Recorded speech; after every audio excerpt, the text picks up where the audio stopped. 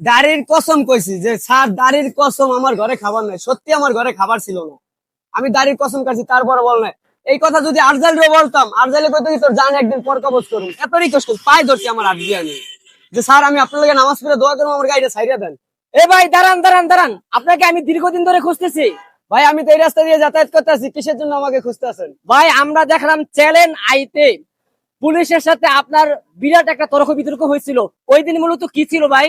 ভাই হয়েছিল, আমি হইলো ফার্ম গেটের থেকে আসতে আছি, আমার কোনো অপরাধ নাই। তা আমি আসার পথে আমাকে পুলিশ বললো গাড়ি ব্রেক করো, আমি ব্রেক করছি। তারপর আমার গাড়ির চাবিটা নিয়ে গেল। চাবিটা নিয়ে যাওয়ার সাথে সাথে আমি বললাম যে স্যার আমার ছেলের 4 মাসের বেতন আটকাইছে মাদ্রাসার, আমার গাড়িটা ধরেন না, আমার কোনো অপরাধ নাই, আল্লাহ রাস্তা আমার ছাইড়া দেন, আমি আজকে প্রথম আসছি গাড়িতে।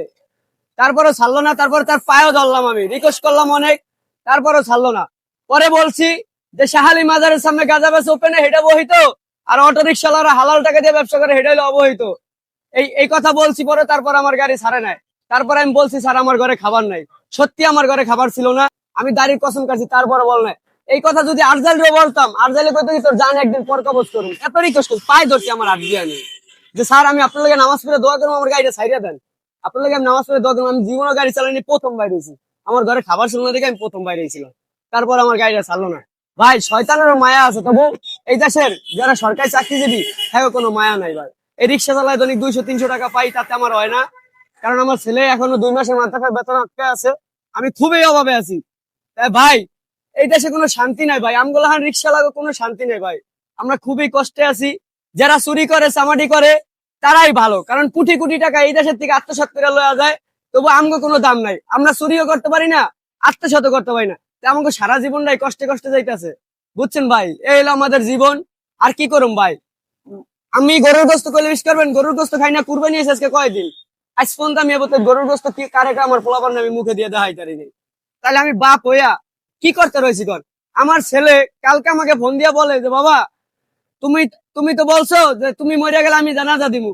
আমি বলি, কে বাবা কি হয়েছে? কয় হুজুরে তো আমার মাদ্রাসার বেতন লেগে বাই করে দিছে, আমি তো আর তুমি মরিয়া গেলে আমি তো আর তোমার জানাজা দিতে পারবো না। ভাই এতে কষ্ট আর থাকে কোন?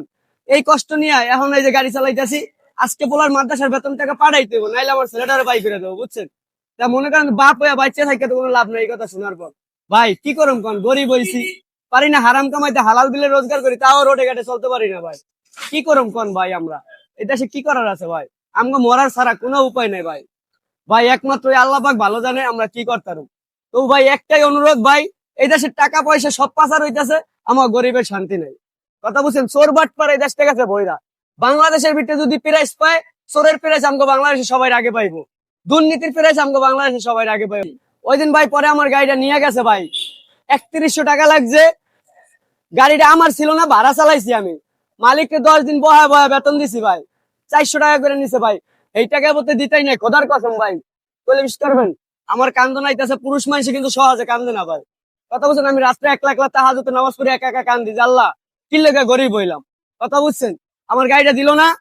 আপনার দেখেন ওই জায়গায় দান্দালি, আপনার হইলো সার্জেন্টরা কি করে, 50 টাকা করে স্টাম্প, ভাই আমি যে জায়গা জমিন দলিল করতে গেছি 50 টাকা করে স্টাম্প, এই স্টাম্প কেনা লাগে আমার মনে করেন যে 2টা স্টাম্প কিনছি 250 টাকায়, তাদেরকে 1200 টাকা দিয়েছি ডাম্পিং বিল, তারপর এই গাড়ি টাইনে আনছি, এই জায়গায় লাগছে টাকা, কথা বুঝছেন ভাই? আমার মোট 3100 টাকার মতো গেছে, এই দিন আমি এখনো দিতে পারি নাই। এই যে সকাল থেকে বাইরে এসেছি দেখেন ভাই, আমি এই 6টা বাজে বাইরে এসেছি ফজরের নামাজ পড়িয়া, এই যে 230 টাকা মারছি, ঠিক আছে ভাই? এত কি সংসার চলে? পোলার মাদ্রাসার বেতন আসতে না পাঠাইতারি, সত্যি আমার ছেলেটারে মাদ্রাসা থেকে বাই করে দেবো ভাই, আমি খুবই কষ্টে আছি ভাই, কথা বুঝছেন? খুবই কষ্টে আছি, দেখি আল্লাহ কি করে, আজকে সারাদিন গাড়ি চালাম, তারপর পোলার মাদ্রাসার বেতন পাঠাম।